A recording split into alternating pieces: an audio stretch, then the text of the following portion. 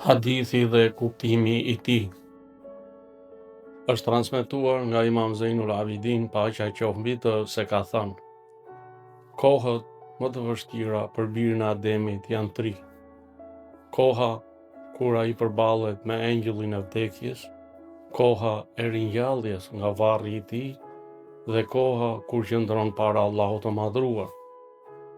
Ky hadith na kujton realitetin e pashmangshëm të jetës dhe përgjegjësinë e njeriut përpara Allahut.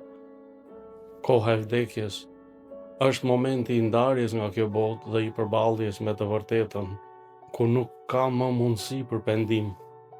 Koha e ringjalljes nga varri është çasti i habis dhe i frikës. Është koha kur njeriu del nga heshtja e varrit drejt llogarisë, ndërsa koha e qëndrimit para Allahut është më madhështoria dhe më e rëndë, sepse aty shfaqen veprat, qëllimet dhe e vërteta e zemrës.